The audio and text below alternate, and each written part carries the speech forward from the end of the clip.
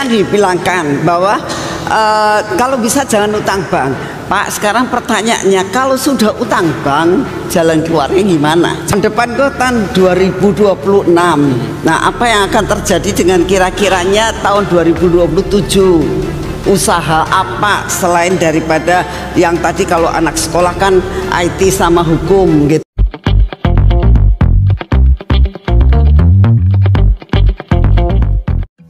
Shalom Sobat Terang Kemuliaan, apa kabar kalian semua? Senang rasanya bisa berjumpa lagi dengan kalian semua. Kiranya damai sukacita Allah dan kebaikan Tuhan selalu bersama dengan kalian. Diberikan umur yang panjang, diberikan kesehatan sempurna, dan juga tentunya diberikan rezeki yang berlimpah, dijauhkan dari segala sakit penyakit dan mara bahaya. Pada kesempatan kali ini di awal Agustus, di awal bulan Agustus, kembali lagi kita akan mendengarkan pesan yang akan disampaikan oleh Evangelis Tony atau Pastor Tony, khususnya mengenai situasi yang sedang terjadi di saat ini 2025, bahkan kedepannya 2026, bahkan ke 2027. Lebih jelasnya kita akan mendengarkan langsung apa yang akan disampaikan oleh Evangelis Tony atau Pastor Tony mulai khotbahnya ya, di salah satu gereja, yaitu Gereja Sion. Nah, sahabat Terang Kemuliaan, sebelumnya jangan lupa dukung terus tentunya channel Terang Kemuliaan. Caranya seperti apa? Dengan cara subscribe dan bagikan video-videonya kepada yang lain agar kiranya channel Terang Kemuliaan ini bisa menjadi berkat untuk orang banyak. Terima kasih untuk kalian semua yang sudah bergabung menjadi member. Dengan menjadi member artinya kalian mendukung penuh pelayanan di channel Terang Kemuliaan, juga mendukung pertumbuhan untuk channel Terang Kemuliaan ini. Sahabat Terang Kemuliaan, jangan lupa follow TikToknya. Sahabat Terang Kemuliaan, langsung saja kita akan mendengarkan apa yang akan disampaikan oleh Evangelis Tony atau Pastor Tony. Selamat menyaksikan.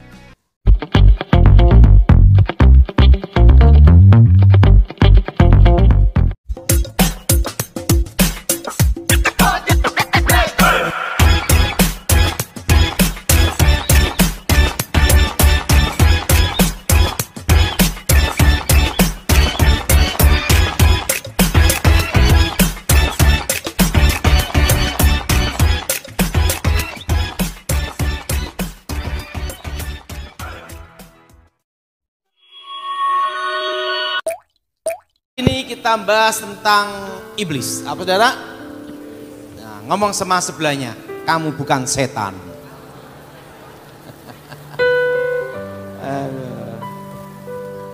Saya senang sekali kalau di sini tuh malaikatnya selalu ada.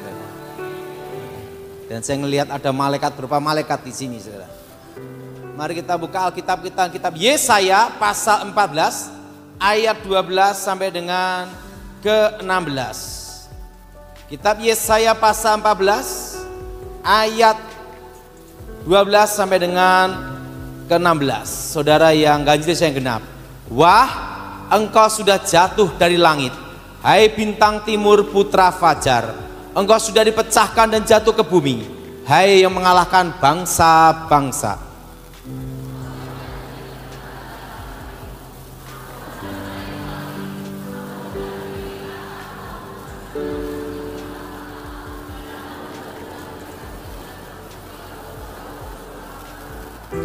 Aku hendak naik mengatasi ketinggian awan-awan, hendak menyamai yang maha tinggi.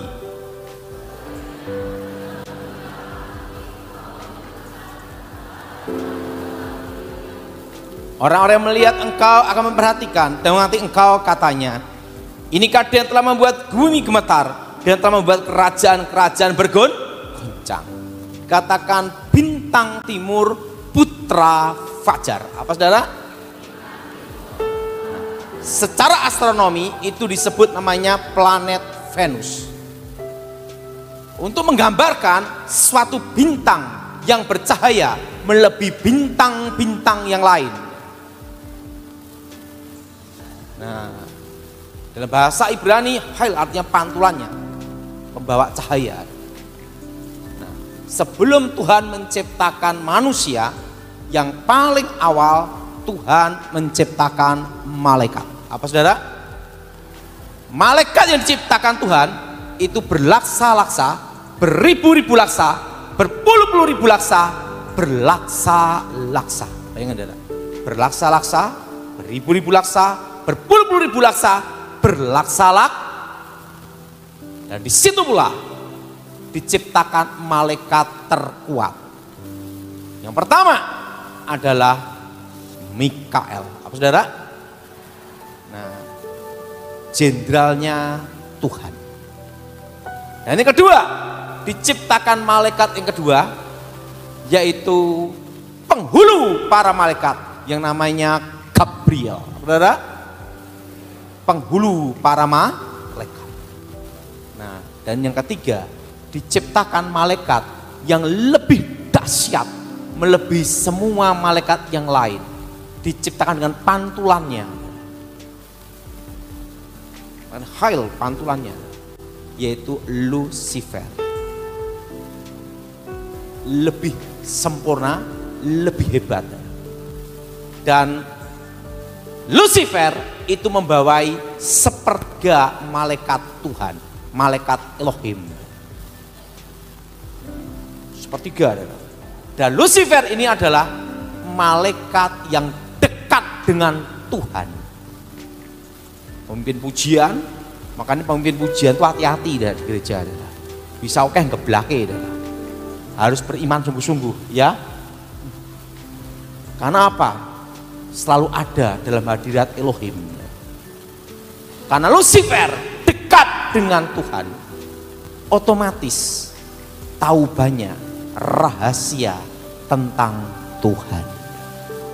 Saudara, kalau kita dekat dengan Elohim, dekat dengan Tuhan, tiap pagi doa seperti Ibu Nani, hidupnya penuh pujian penyembahan. Bayangkan, Bu Nani umurnya berapa nih, Bu?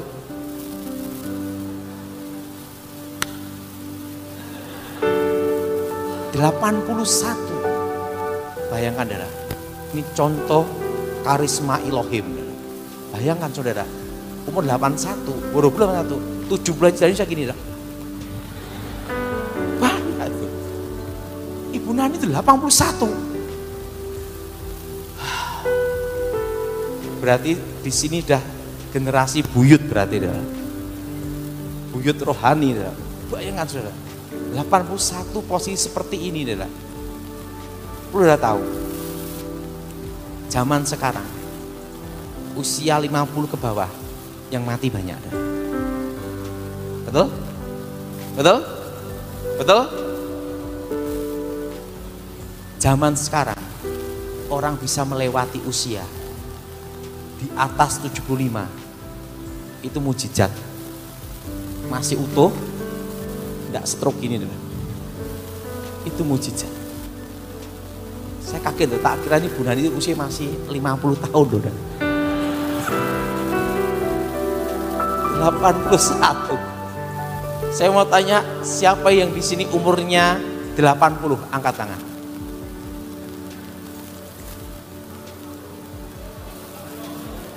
Ada enggak? Umur berapa nih?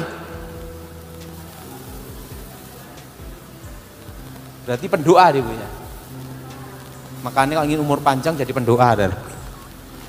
Hebat, 80 lebih. Nah, saudara, karena Lucifer dekat dengan Tuhan, secara otomatis tahu banyak rahasia tentang Tuhan. Karena tahu banyak tentang rahasia tentang Tuhan, kalau kita dekat dengan Tuhan, kayak Ibu Nani ini kan, tahu banyak kehendak Elohim, apa yang terbaik gitu deh. Karena tahu banyak rahasia tentang Tuhan, Lucifer ingin menjadi Tuhan. Jadi dosa yang pertama kali ada di surga itu adalah apa? Ingin menjadi Elohim. Terjadilah pemberontakan di surga. Yang berpihak pada Tuhan 2/3, yang melawan Tuhan 1/3. Elohim Maha Kuasa, Lucifer kalah, dibuang ke bumi. Dibuang mana, saudara? Jadilah iblis. Jadilah apa, saudara? Jadilah apa, saudara? Iblis. Jadilah iblis. Dibuang ke bumi. Jadilah iblis.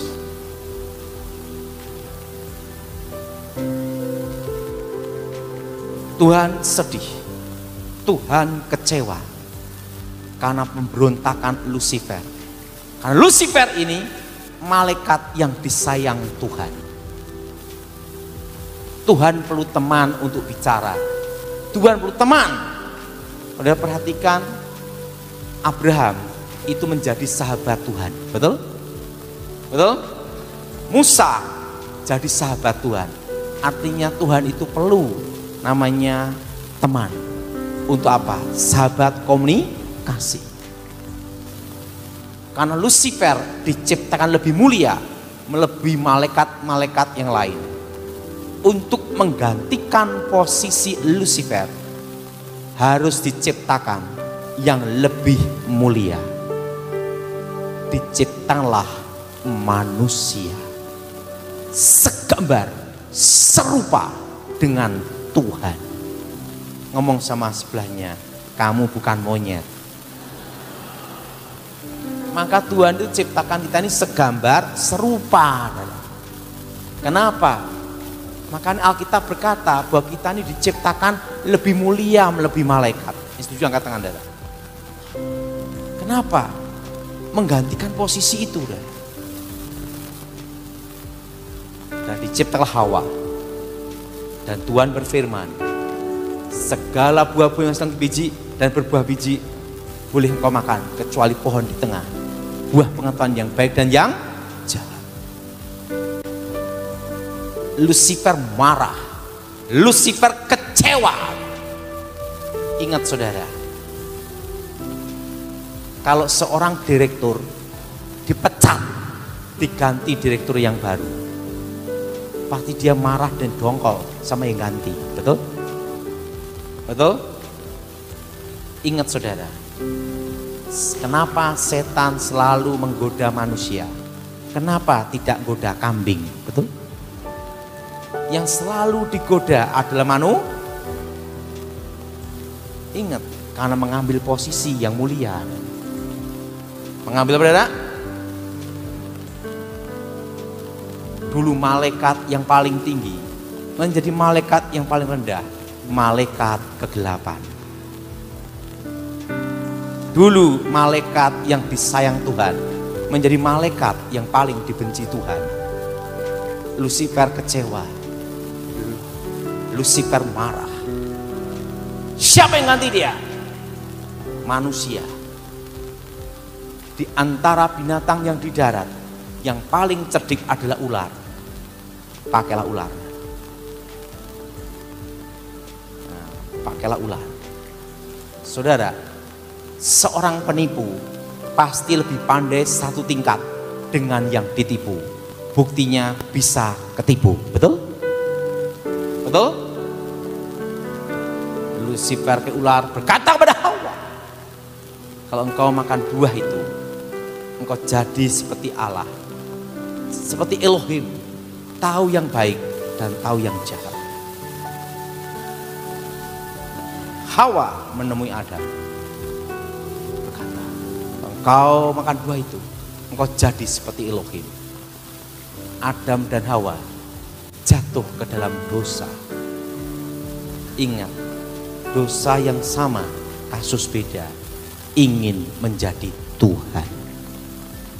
Dosa yang pertama kali di surga adalah kesombongan.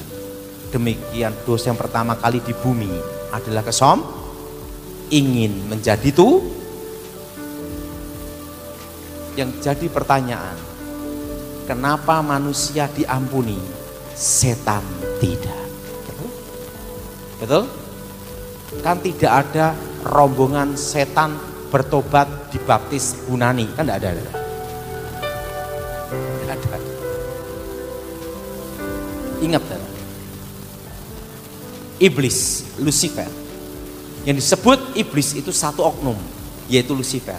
Sepertiga malaikat yang jatuh dalam dosa, jadilah setan-setan, roh-roh jahat, penghulu-penghulu di udara.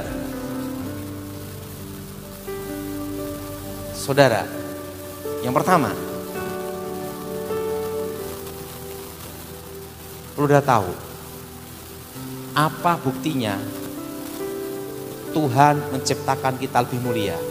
Kita diciptakan segambar serupa. Amin. Dan yang kedua, perlu dah tahu bahwa iblis kenapa menggoda manusia? Karena posisinya diganti. Itulah namanya awal dari peperangan. Apa saudara? Ketiga, kenapa tidak diampuni? Ini yang penting. Lucifer melawan Tuhan, mengkudeta Tuhan, tidak digoda siapa-siapa. Tapi dari keinginannya sendiri merencanakan pemberontakan. Apa saudara? Merencanakan apa? Merencanakan Lucifer dengan keinginannya sendiri merencanakan pemberontakan. Manusia beda. Manusia tidak merencanakan pemberontakan.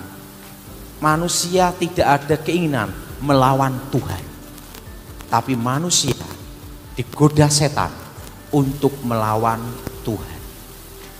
Kasus pembunuhan berencana. Nih, ingat ya, pembunuhan berencana. Hukumannya berat, maksimal apa? Mati dan seumur hidup. Pembunuhan tidak berencana, ada keringanan, betul? Tapi yang membunuh orang gila bebas. Karena hakim tidak bisa ngadili orang gila. Kalau hakim bisa ngadili orang gila, hakimnya apa? Betul? Apa yang terjadi? Ingat saudara. Makanya iblis tidak diampuni. Tapi manusia diberi kesempatan pengampunan di dalam Yesus Kristus. Teman untuk Tuhan kita. Makanya Yesus adalah jalan keselamatan. Karena apa? Yesus adalah kesempatan manusia untuk ditebus. Konteks kekristenan bukan manusia mencari Elohim, tapi Elohim mencari manusia. Maka dia datang untuk mati menebus saudara dan saya. Kasih Elohim. Jadi saudara harus paham di sini. Orang kalau pergi ke dukun minta tolong ke dukun, dia itu setan ketemu setan, reoni. Karena apa? Setan tidak ada tujuan menolong menyelamatkan manusia. Kenapa?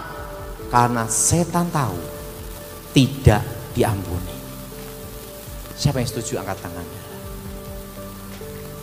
Ngomong sama sebelahnya. Karena setan tahu tidak diampuni. Jelas? Jelas? Jelas? Siapa yang setuju angkat tangan? Ngomong sama sebelahnya, engkau diampuni. Nah, jelas? Jelas? Kenapa? Ingat, manusia tidak merencanakan pemberontakan.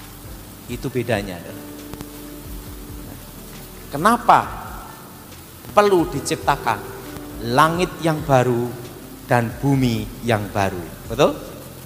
Betul? Langit yang baru dan apa? Ikutin saya semua. Langit yang sekarang ini akan lenyap seperti gulungan kitab. Bumi yang sekarang ini akan lenyap.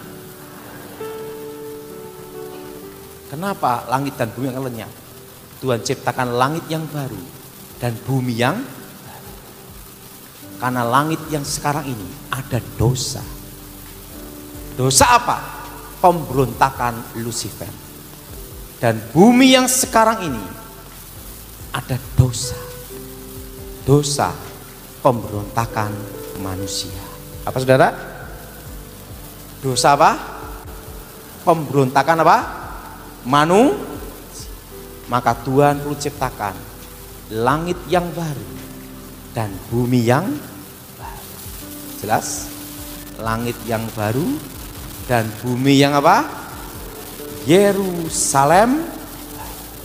Tuhan ciptakan langit yang baru dan bumi yang Yerusalem baru. Amin. Amin. Langit yang baru dan apa saudara? bumi yang apa? Langit yang baru dan bumi yang baru, Yerusalem baru. Ingat saudara,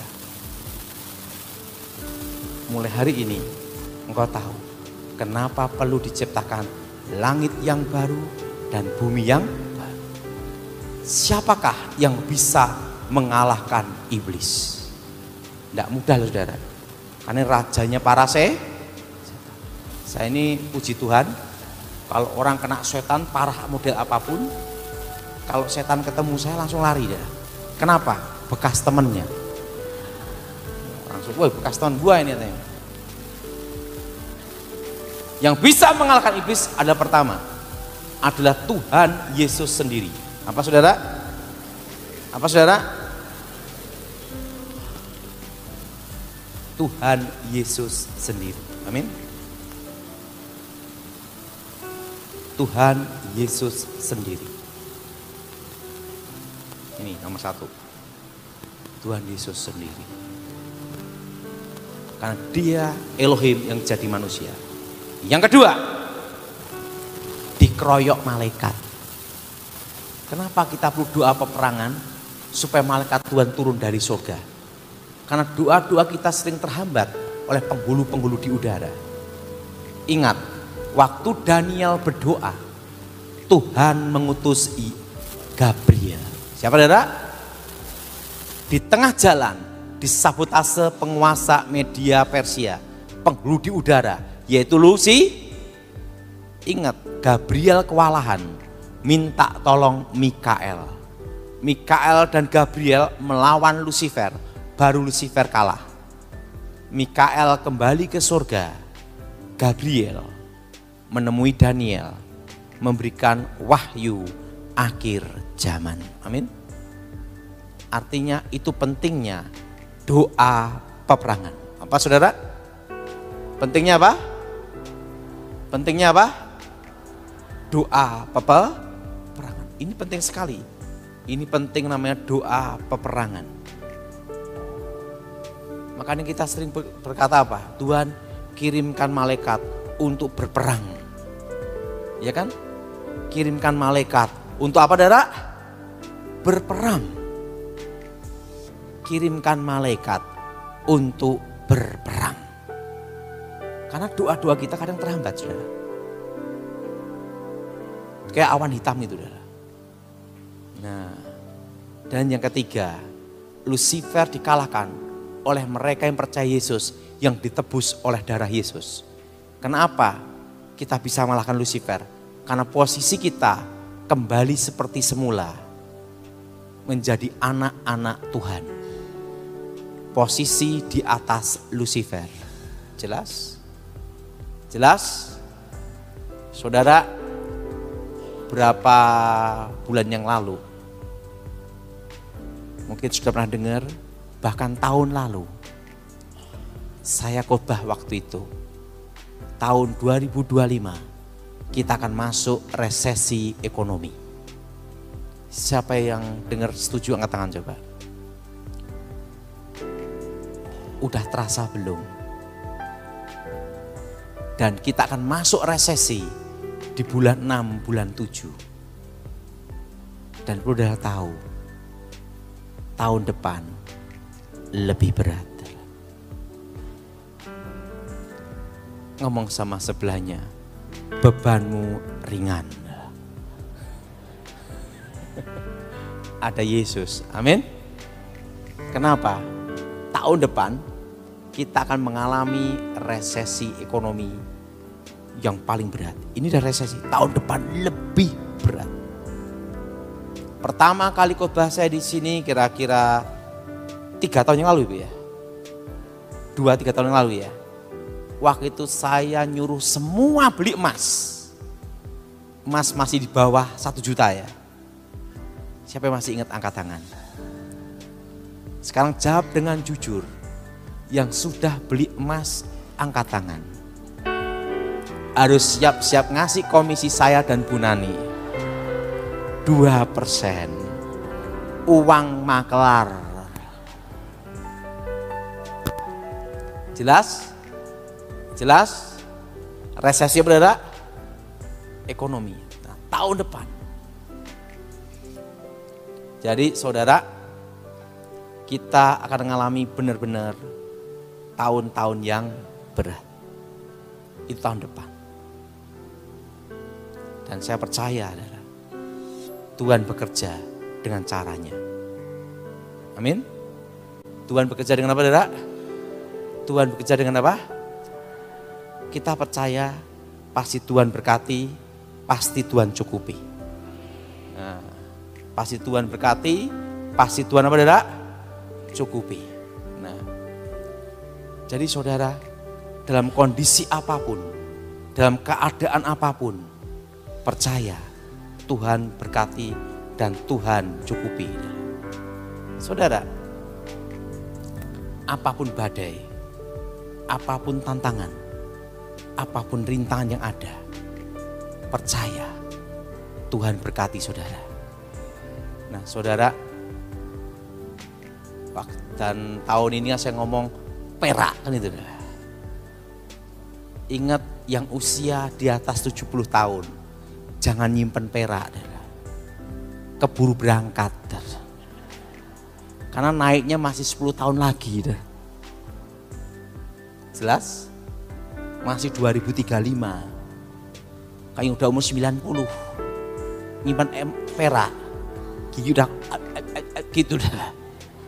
Jelas? Nah, kalau 70 ke atas nyimpan perak, nyimpan emas. Kalau usia 50 ke bawah nyimpan perak. Naik berlipat-lipat tuh nanti. Tapi masih 10 tahun lagi. Jadi saudara, dalam kondisi apapun, tekanan apapun, harus ingat Tuhan yang pasti pelihara saudara. Nah, Indonesia benar-benar pulih nanti.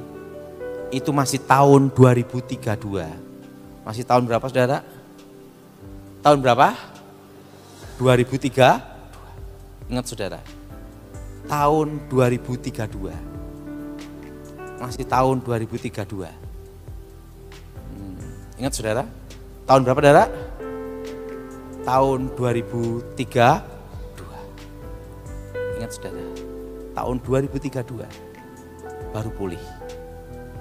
Jadi saudara, ada yang tanya sama saya, Pak, Cirebon nanti pengaruh enggak resesi ekonominya tahun depan? Tidak terlalu pengaruh besar. Karena dari dulu udah biasa.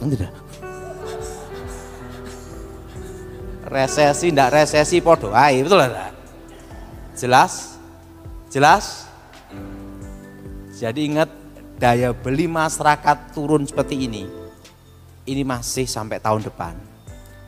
Maka saya beritahu pada saudara, khusus jemaat tempat ini, jangan ekspansi pengembangan bisnis apapun dulu. Saat ini adalah tahun bertahan. Tahun apa saudara? Tahun bertahan. Tahun bertahan. Jadi tahun ini adalah apa saudara? Tahun apa? Bertahan.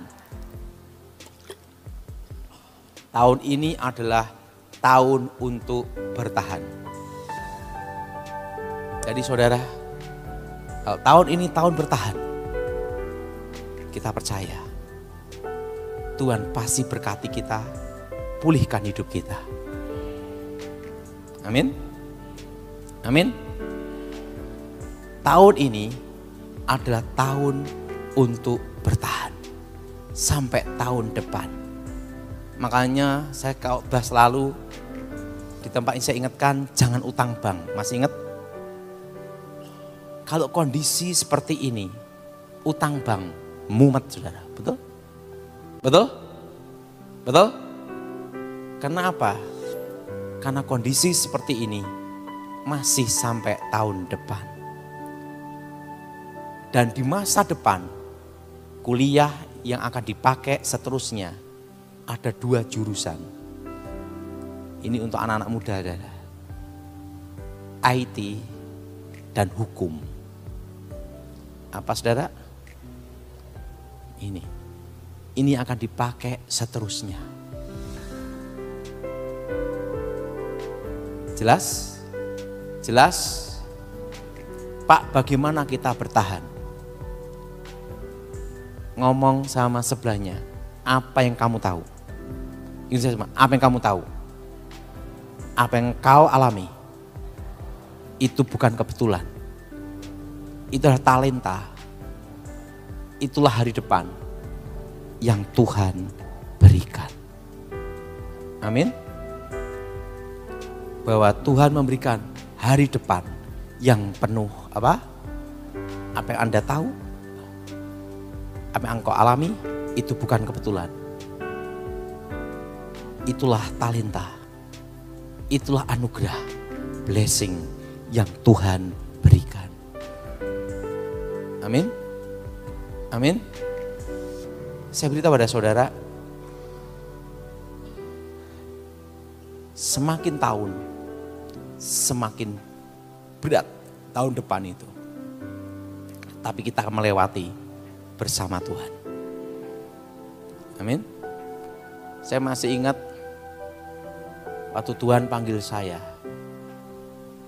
Ada kata-kata yang tidak bisa saya lupakan seumur hidup.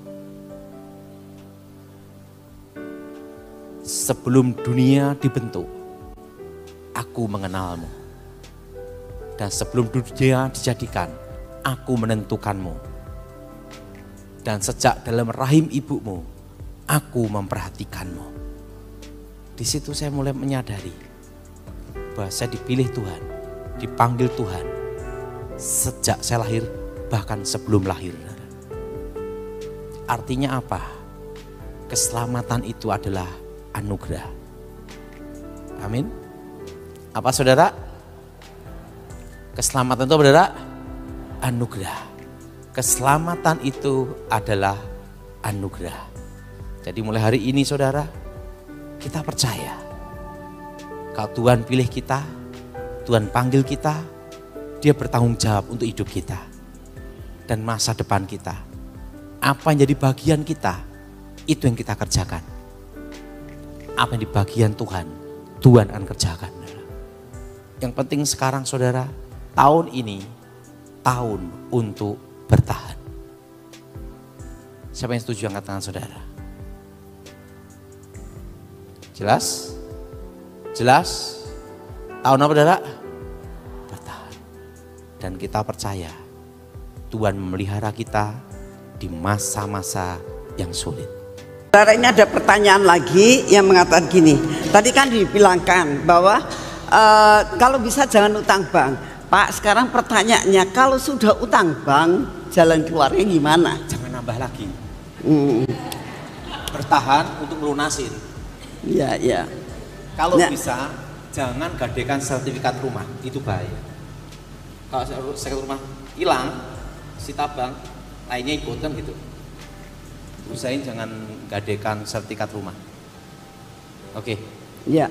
Jadi pertanyaannya yang tadi menjadi masalah, lah ini sudah kadung utang bank, bagaimana usahakan untuk bertahan. Tadi katakan sama Pak Dautoni untuk bertahan, artinya ya sudah usaha kamu yang saat ini ada, terus minta diberkati Tuhan sampai bisa melunasi utang gitu ya Pak ya. Ya, jadi untuk bertahan untuk sampai dengan tahun depan. Nah, sekarang ada pertanyaan lagi Pak. Tahun depan kok tahun 2026. Nah, apa yang akan terjadi dengan kira-kiranya tahun 2027? Usaha apa selain daripada yang tadi kalau anak sekolah kan IT sama hukum gitu. Nah, kalau boleh diterangkan kenapa kalau IT kita udah tahu bakal memangnya saat ini. Kalau hukum kenapa Pak gitu? Kenapa harus hukum yang lebih dipentingkan gitu? Hukum nanti kan ada hukum perpajakan juga. Ya. Ada hukum pidana, ada hukum perdata. Nah, jadi intinya hukum itu nanti tetap akan dipakai sepanjang masa. Nah, sedangkan yang mesin-mesin industri itu nanti akan banyak diganti AI. Makanya itu akan terpengaruh namanya industri padat karya. Nah, dan yang bisnis yang tetap bertahan untuk seterusnya itu yang berhubungan dengan perut. Dengan apa? Perut. Nah, termasuk berkebun, bercocok tanam, berternak itu bertahan. Nah, untuk ini Pak, kan banyak yang ingin usaha untuk tentang kesehatan gitu Pak. Apakah itu akan Kalau tahun resesi seperti ini, yang ramai itu rumah sakit malahan. ya, jadi kalau usaha rumah sakit bagus gitu? Banyak stres. Ya. Dan bisnis rumah sakit tetap jalan. Ya. Ada pertanyaan lagi, mumpung ini. Pak, maaf Pak, ini ada pertanyaan beberapa. Ini ada yang dari online sama dari onsite dulu ya Pak. Ya. Shalom Pak, saya mau nanya, ini tidak berhubungan dengan bertemu dengan yang orang yang sudah meninggal. Cuman saya itu secara berkala sering sekali mimpi rumah, saya tuh berada di rumah nenek saya yang sudah meninggal. Tapi saya nggak, di mimpi itu nggak ada nenek saya gitu loh. Cuman memang suasananya tuh serem, nggak enak gitu kan. Nah saya itu udah sering mata-matahin kutuk gitu kan, batalin semua perjanjian yang pernah dibuat oleh orang tua saya atau nenek saya ya dengan kuasa gelap gitu loh Pak. Cuman kenapa tetap masih suka mimpi gitu kan.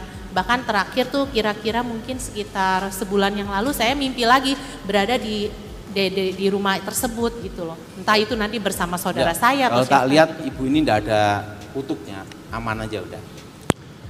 Men. Nggak usah dipikir. Pikiran. Lagi? Oke Pak, ini ada yang nanya. Pak, di rumah orang tua saya itu sudah didoakan, sudah bersih-bersih lah dari roh-roh jahat Pak. Tapi kata karyawan-karyawan saya masih ada suara-suara langka, masih ada suara-suara yang mengganggu. Itu bagaimana ya Pak? Gimana? Jadi rumahnya itu sudah didoakan, sudah dibersihkan dari roh-roh jahat lah, suruh pergi. Nah, tapi kata karyawan ibu ini masih suka dengar suara orang jalan, suka kayak seolah-olah mengganggu Berarti penghuni rumah. ada kutukan darah.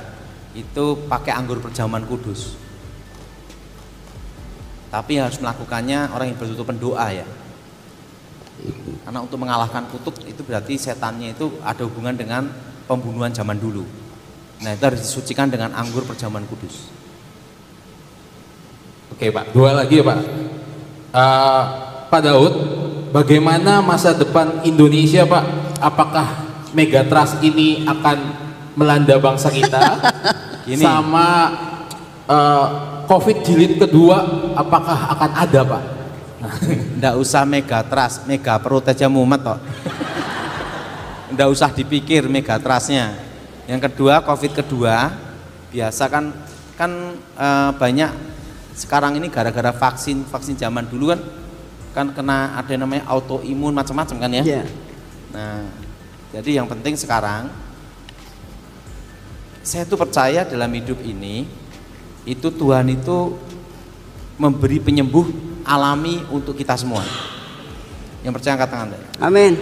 Kalau saran saya, coba setiap hari saudara itu minimal makan buah. Itu jeruk. Setelah itu kedua yaitu jambu biji itu saudara, di jus, tapi jangan bijinya saudara. Saring, sama ketiga pisang. Pisang. Nah, buktinya ingat monyet tidak ada yang stroke kan? Karena makan pisang kan gitu.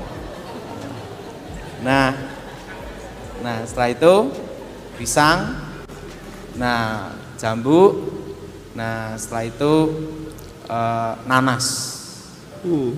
Nah sebenarnya untuk Murah itu lebih baik daripada obat-obatan vitamin yang obat-obatan gitu loh. Alami itu lebih baik karena Tuhan sudah ciptakan dengan sempurna. Gimana Ibu? Betul? Betul Pak. Nah, saya sendiri tiap hari ya makannya gitu juga. Dan olahraga yang penting. Lanjut.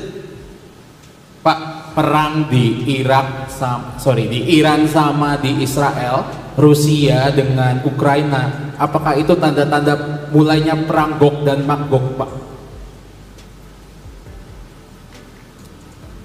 Ini ya, untuk kedatangan Tuhan itu tidak ada yang tahu. Yang kedua, Iran dan Israel itu sebenarnya adalah perang uji coba senjata. Ini boleh saya ngasih pandangan Ibu? Iya Pak. Boleh. Yang disebut namanya perang itu namanya invasi darat antara Rusia dengan Ukraina. Itu namanya invasi. Nah, sedangkan Iran dengan Israel itu kan jaraknya berapa ribu kilometer dan ada berapa negara? Ada berapa? Negara. Ada berapa? Ada berapa negara yang dilewati.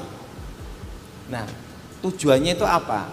Karena itu adalah perdagangan senjata, uji coba senjata. Karena senjata itu harus dicoba supaya lihat kemampuannya. Kayak India sama Pakistan. Itu uji coba senjata, made in China lawan made in Eropa, kan gitu. Nah, yang namanya perang sebenarnya itu invasi darat. Nah, Israel, ingat, yang memegang keuangan dunia itu adalah Yahudi, betul? Iya. Betul? Betul. Betul? Betul. Yahudi. Dan yang menguasai minyak di Timur Tengah itu Iran, karena ada Selat Hormuz. Nah, makanya Rusia sama Cina, Cina mendukung apa? Iran. Untuk apa? Senjata. Jual beli senjata. Hubungannya dengan minyak. Israel megang keuangan dunia, Amerika perlu US dollar kan perlu. Senjata. Jual apa senjata. Makanya itu adalah uji coba senjata. Nah, tujuannya adalah pengaruh ekonomi global dunia. Nanti ujung-ujungnya tidak sampai setahun 2 tahun sudah selesai. Karena apa? Kan rudal mahal, sekali ini berapa, betul? Coba saudara, kalau ini namanya perang yang benar, invasi itu kan darat, nyebrang sana. Ada yang tanya, Pak, kalau Indonesia bisa enggak terjadi perang diserbu? Kalau nyerbu Indonesia itu rugi. Kenapa rugi? Indonesia itu negara kepulauan laut, pulau-pulau. Kalau mau perang, biayanya lebih gede, saudara. Nyebrang lautnya, pindah-pindah, saudara. Logistiknya itu lebih mahal, saudara. Jadi yang mau perang sama Indonesia tidak mau. Kenapa? Rugi, saudara. Jadi Puji kalau Tuhan ya Pak. Puji Tuhan. Jadi rugi. Sekarang gini, tidak usah diajak perang. Indonesia cinta damai. You invest, selesai, betul enggak? Betul? Tidak usah perang, kamu invest aja ke sini. Oke. Jadi kalau negara lain perang, yang tidak perang hanya Indonesia. Amin, amin, amin. Namanya non-blok. Jadi saudara tidak usah bingung. Oh, perang ini. Sekarang mau di perang apa? Wong kita terbuka investasi. Cina boleh masuk, Amerika boleh masuk. You invest, silahkan. Lah, otomatis apa? Lah ngapain perang? Gitu loh. Makanya non-blok. Jadi saudara, Israel, Iran perang, ingat ya, Indonesia tetap aman. Tepuk tangan untuk Indonesia. Indonesia, waktu mau orang ngejak perang, dia ngomong, nggak usah perang. Kenapa? You invest. Pak, ini ada pertanyaan, ya bukan pertanyaan, pengen begini Pak. Ada seorang yang ngimpi dia lihat rumah kuno, rumah jelek, rumah itu, tapi pintunya terbuka, depan pintu itu ada kayak lampu gitu, kayak nggak tahu lilin, nggak tahu lampu teplok, nggak tahu apa. Itu maksud apa itu Pak? Itu rumahnya, katanya rumah sudah, ya rumah jelek lah, rumah sudah ada rumah yang kuno, rumah yang jelek gitu. Tapi kok di depannya itu ada lampunya, tapi itu bukan di dalam rumah loh Pak, di luar, di jalanannya, tapi tetap di depannya pintu itu gitu loh. Dianya bingung. Kalau tidak lihat langsung susah itu. Oh gitu ya. Karena ada berbagai faktor. Tapi yang jelas kalau ada kasus setan yang berat, gunakan anggur perjamuan kudus. Itu langkah terakhir. Pengalaman saya gitu. Ya. Tapi harus Yang mendoakan itu ya harus sekelas imannya kayak Ibu Nani. Tapi kalau yang asal doa aja malah setannya yang seneng ngapain? Waduh, datang lagi ke sini mangsa gua kan gitu. Nggak boleh, harus yang bisa ngadain perjamuan kudus untuk khusus pembersihan seperti itu harus betul-betul orang yang hidup dalam doa. Nggak boleh sembarangan. Karena apalagi perjamuan kudus kan darah Yesus sendiri. Gimana? Setuju itu? Ya menghapuskan, mematahkan itu ya Pak ya. Ya, ya. Ada lagi? Oke. Ya, Pak Daud, saya mau nanya. Saya ini tinggal di Cirebon ini di rumah orang tua. Tapi kalau misalnya saya balik ke rumah saya, di Cirebon itu sepertinya saya tuh tidur di rumah orang tua tuh capek banget gitu, bangun tidur aja capek banget gitu.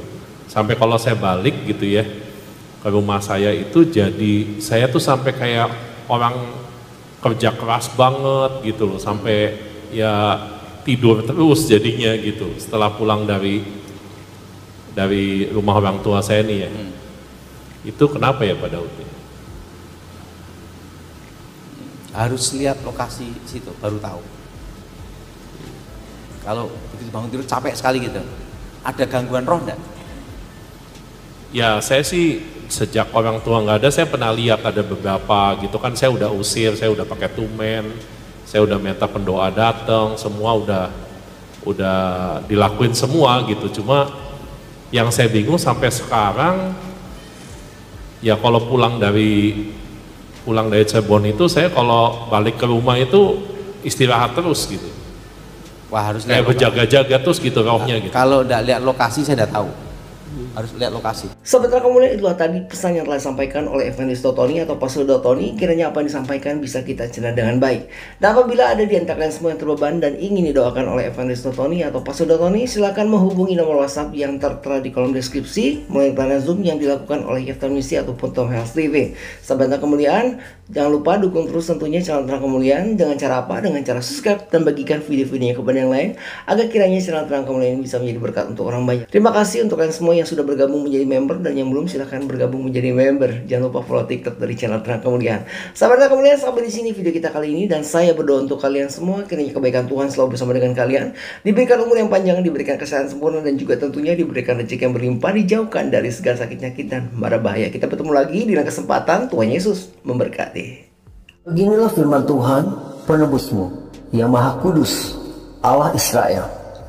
Akulah Tuhan, Allahmu, yang mengajar engkau tentang apa yang memberi faedah, yang menuntun engkau di jalan yang harus kau tempuh.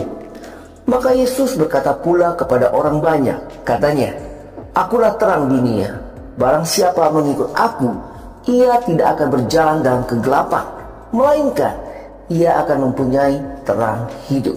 Kata Yesus kepadanya, Akulah jalan dan kebenaran dan hidup. Tidak ada seorang pun yang datang kepada Bapa kalau tidak melalui aku. Tuhan Yesus memberkati.